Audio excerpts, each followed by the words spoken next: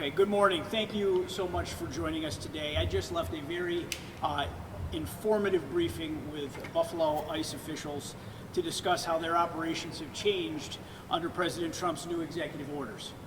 It has been just 1 week to the day since President Trump was sworn into office, and he is following through on his commitment to secure our borders and to conduct deportations, starting with the most dangerous criminal illegals who pose a threat to our safety and to national security.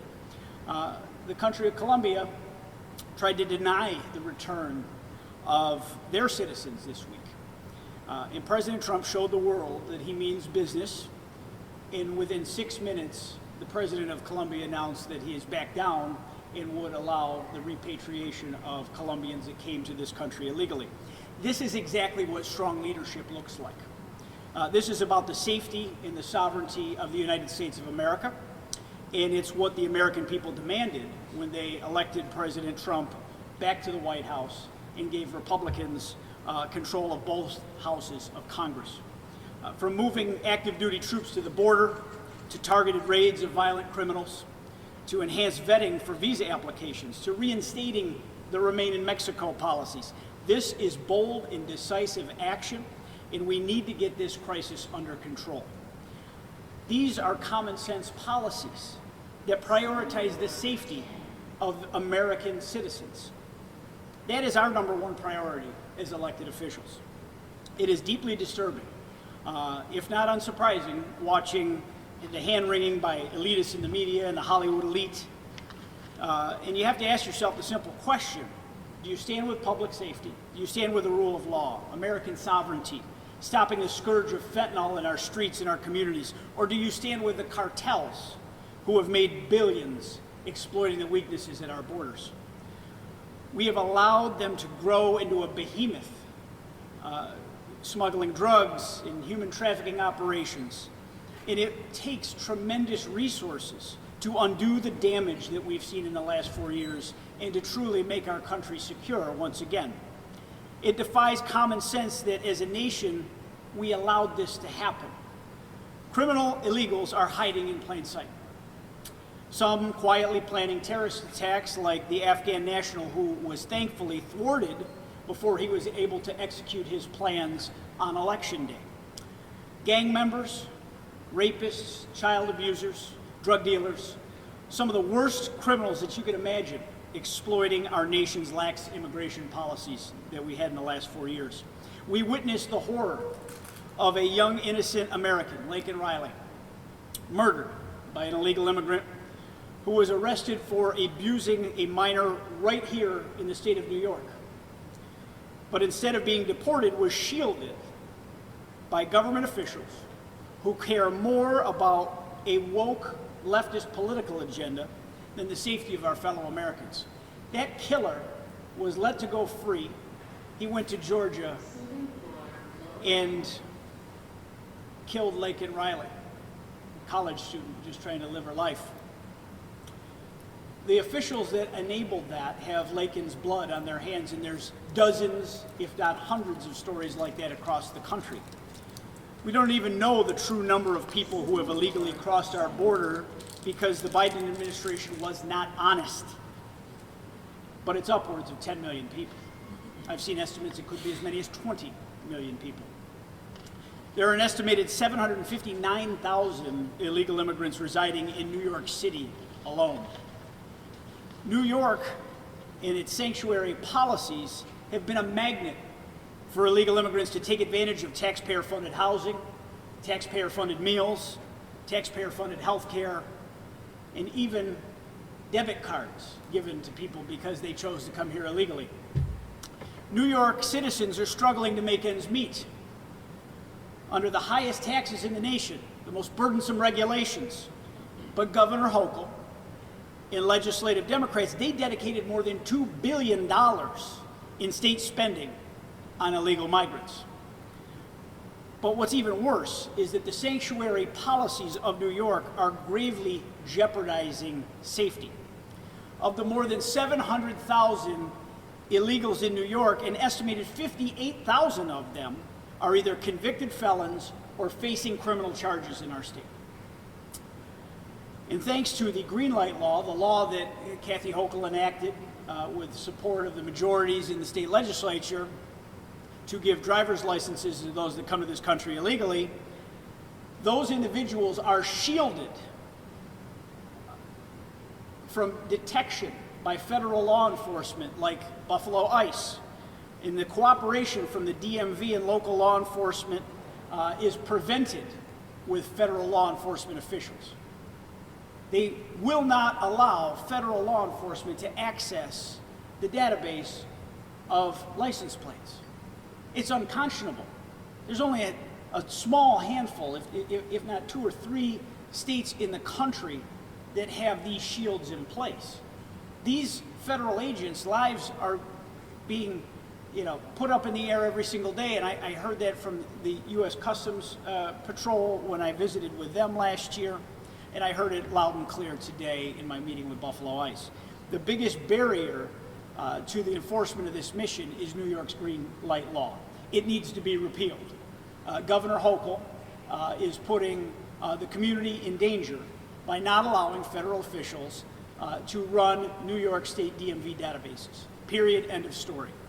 Local law enforcement officials cannot coordinate, cannot work together with federal partners without facing the charges of felonies. Why would you put people that swear an oath to uphold and protect the public in that danger, that they would lose their livelihood if they cooperate with another level of government? We would never suggest that state troopers can't communicate with the Lancaster Police Department. Cooperation between levels of law enforcement is common sense, as we all fight for the common welfare of hardworking taxpayers. This law is incredibly dangerous, and it is downright idiotic. And Governor Hochul has put every New York citizen and law enforcement officer at risk with this asinine policy. And everywhere I go, I talk to law enforcement about how detrimental this is to them. I hear the same feedback from them. As a border state, we have seen up to a 1,000% increase in illegal crossings in some portions of the northern border. This law poses a huge risk to our national security. To tell you just how hypocritical New York's green light law is in shielding that database from our federal law enforcement official, New York state government readily cooperates with the Canadian government, a different nation's federal government, to share that same database. So if someone goes and tries to cross into Canada and has been convicted of a DUI here in New York State, Canadian officials can prevent their entry, as is their policy.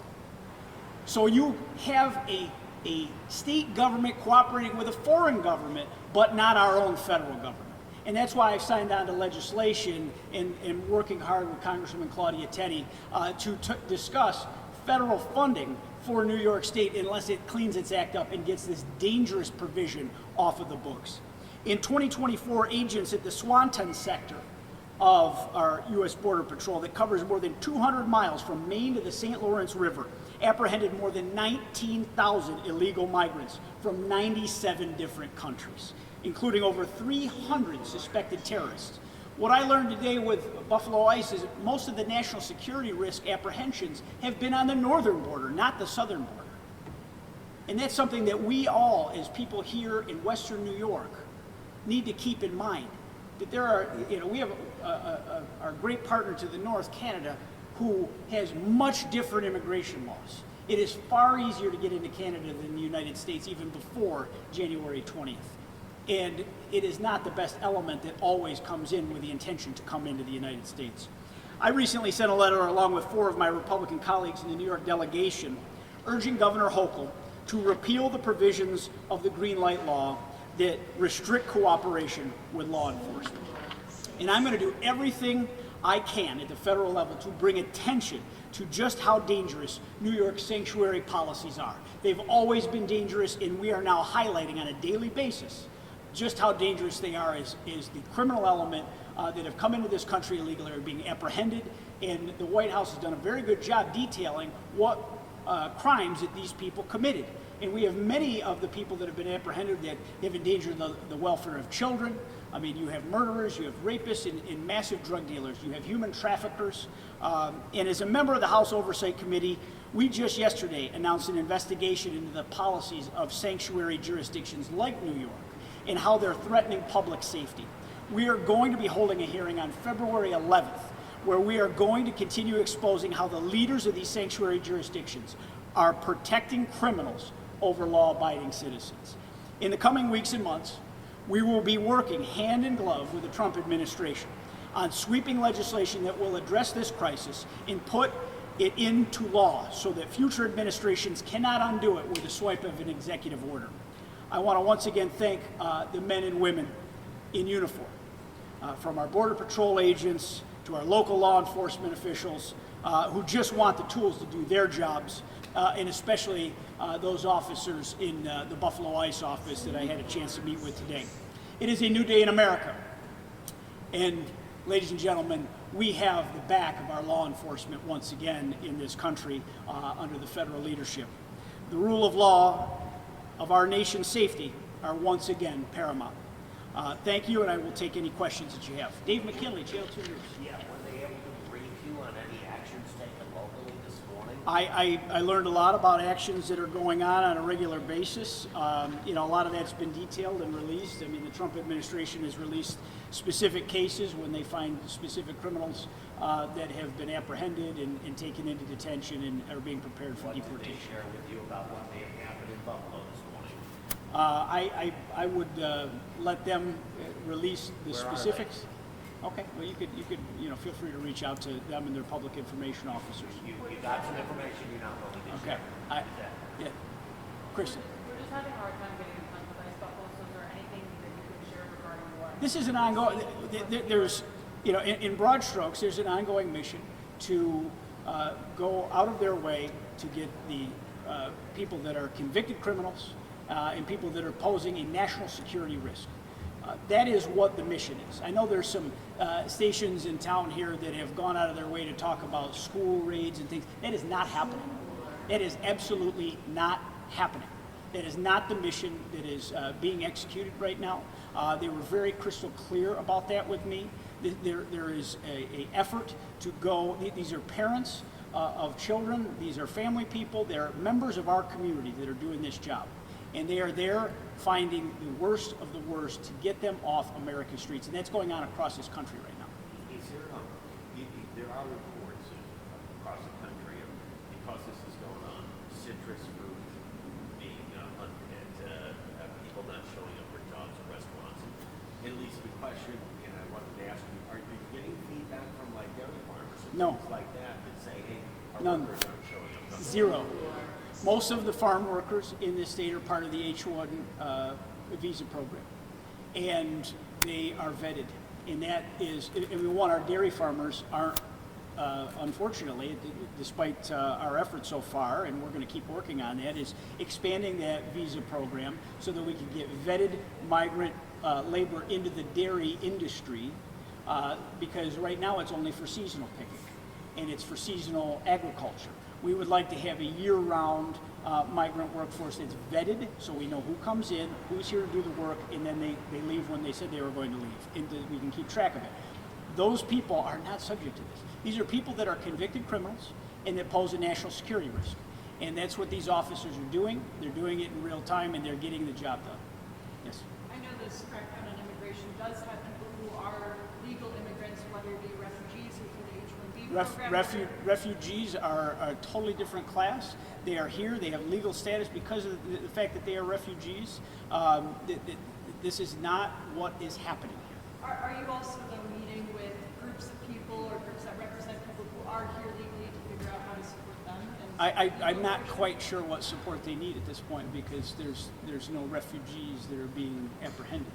It's convicted criminals, and it's people that pose a national security risk. The ICE appears to be going after people that are already known to them and have criminal records. When that rule runs out here in Western New York, how have they indicated to you they're going to identify people that are here illegally? I mean, the Buffalo ICE office, their area of operation is 48 counties in the state of New York. They got a lot of work to do. They need more resources, they need more officers, and You have 4 years of a wide open border. And just as I detailed, somewhere around 50,000 known criminals in New York alone. Nationally, the numbers I think are great progress, but we had maybe 1,500 a day. This is going to take a lot longer to solve this problem than it did to cause this problem.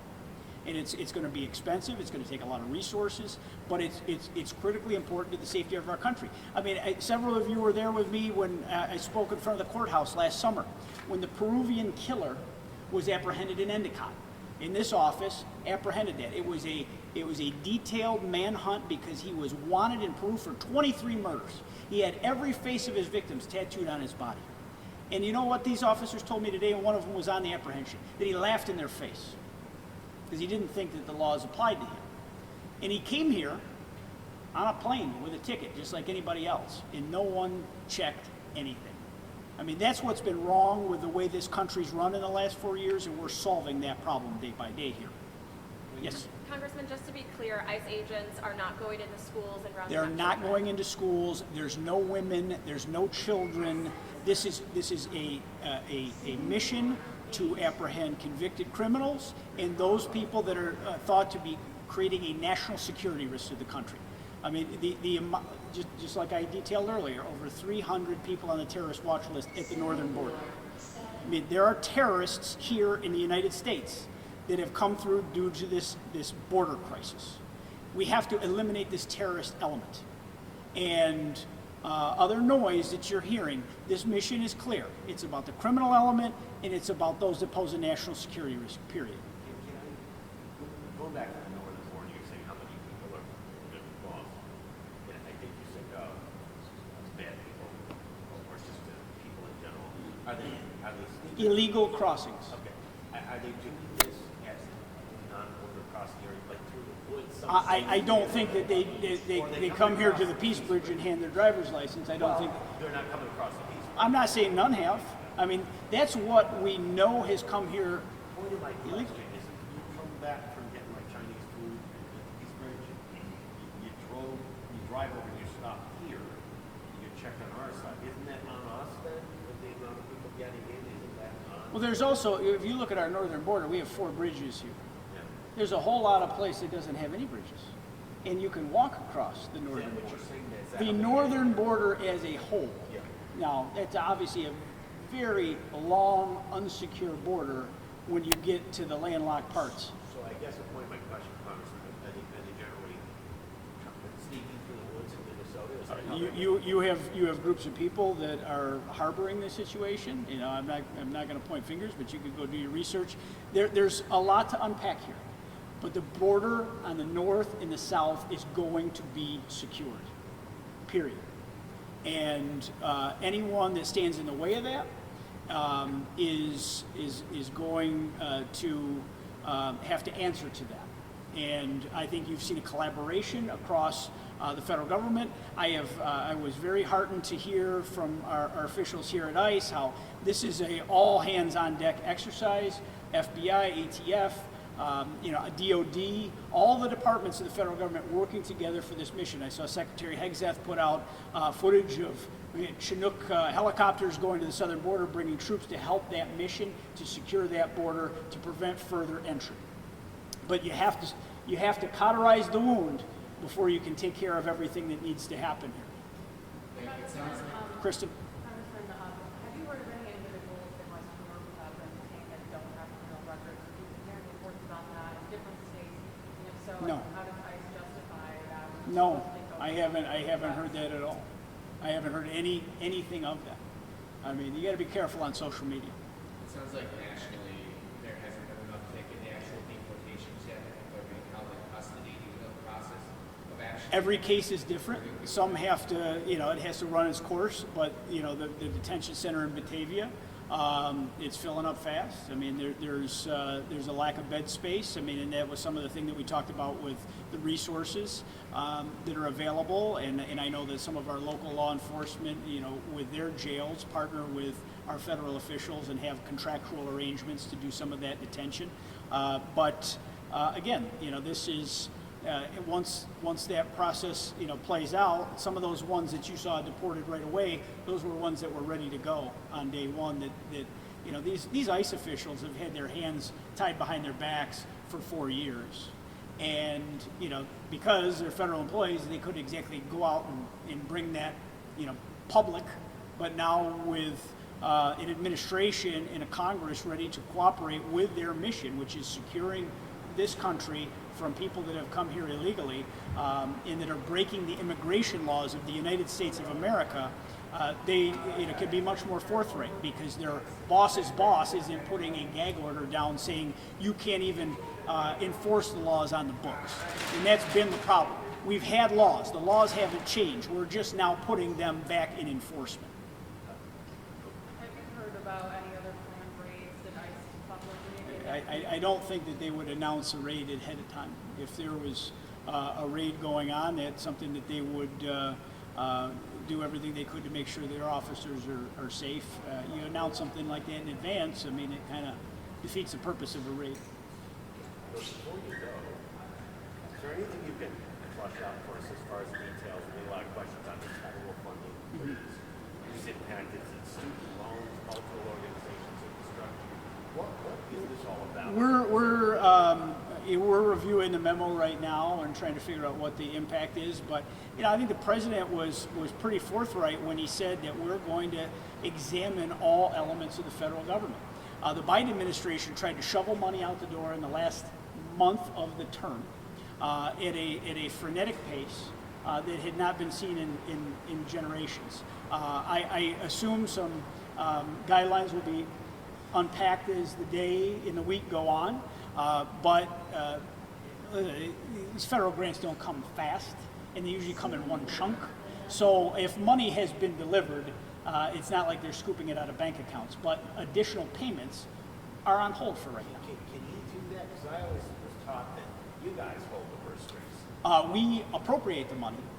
The administration actually spends the money.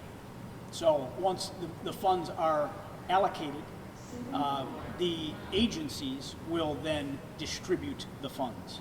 The administration prior did a hell of a job doing whatever they wanted to do with those monies. That's the Biden administration. So I believe that this is probably hand in hand with the DOGE program, where we want to really examine what's going out the door and making sure that monies, as they're distributed, follow the executive orders that President Trump has put out in his first days in office. And there are questions about that, and this is something that can't obviously go on indefinitely, but another quick set of eyes on things doesn't hurt. So you're not worried about an immediate impact on federal programs here in Buffalo, like getting money from these grants? I don't believe this is anything that will drag on too long. And this is you have, the way these federal grants systems work, it's not instantaneous and it's not daily.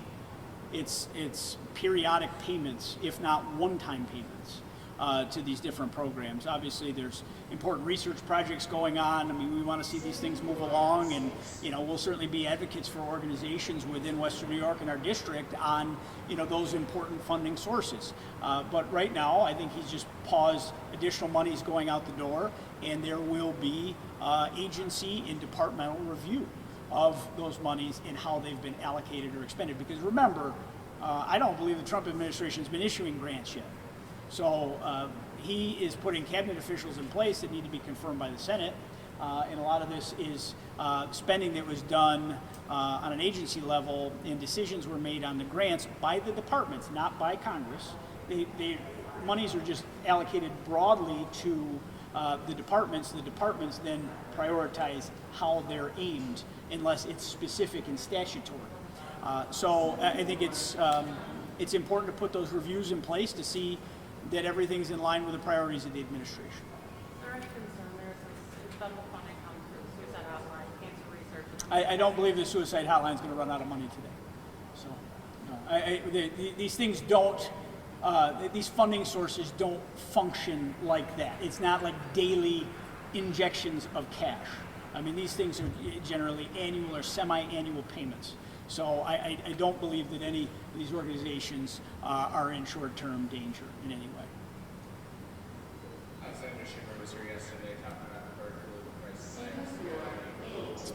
Opinion or plan on what can be done there? Well, we obviously need more funding to fight the avian flu. I mean, and that's why when I was a member of the House Ag Committee, we fought to get a farm bill done. And we had monies identified to help promote that within our poultry farm. This is not a new problem. Unfortunately, the Senate, under Senator Schumer's leadership, stonewalled the farm bill, would not work across the aisle in a bipartisan fashion. When the Senate was in Democratic hands, the House was in Republican hands. We passed our bill out of committee. If they had done the same, we could have gone to conference and had a comprehensive 5-year farm bill in law.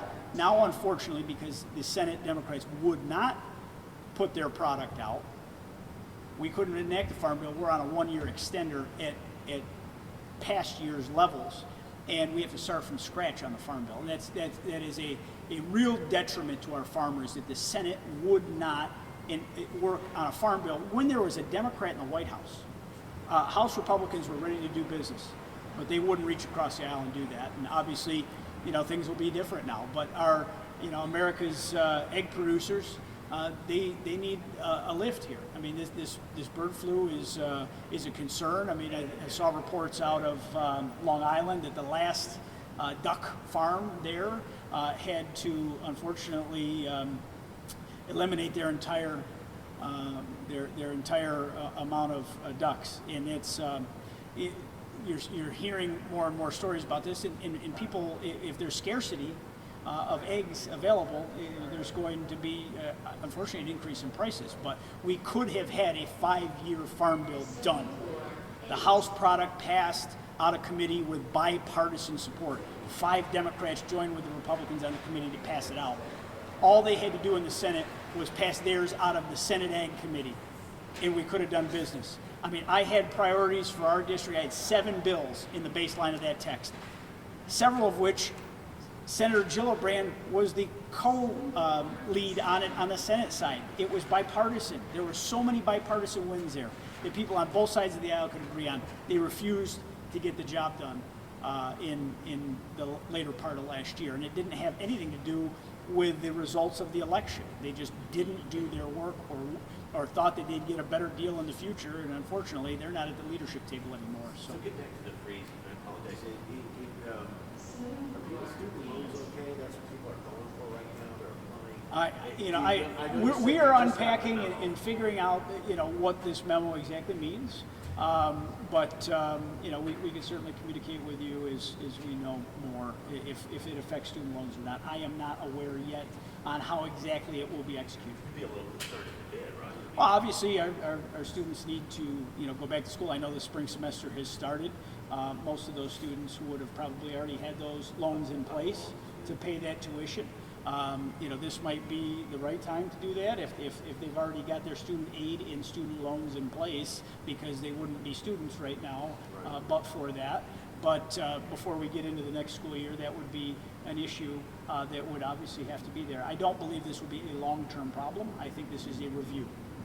No one should be afraid of someone looking twice. Just quickly back to the meeting, what is your feeling after the meeting with Ice Buffalo? How are you feeling? I wanted to hear what resources they need. I mean, I believe in this mission wholeheartedly. I support Buffalo Ice, and I support the rule of law and keeping our streets safer. I think everyone should have that mission. When you have a dangerous criminal element that has come into this country illegally, it needs to be eliminated. That's the Buffalo Ice office's job.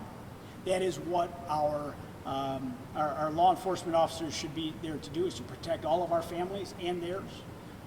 And they're going to need more resources to undo 4 years of an invasion of this country. And that's exactly what it is. It's an invasion of this country that had willful neglect by the Biden administration. They allowed this invasion to happen. And it's going to take a hell of a long time to finish the mission. But getting the most dangerous element handled as swiftly as possible is what they're dedicated to. And the amount of people that are in the crosshairs here that were endangering the welfare of children, child rape. I mean, this is something that can't be taken lightly. And anyone that wants to make noise about refugees or asylum seekers while we know this element's here walking among us, really has to examine their own priorities, because a refugee has status as a refugee. Asylum seekers have to go through the court system. And I don't believe most of those asylum seekers will ultimately get to stay in this country because they don't qualify for asylum under our laws.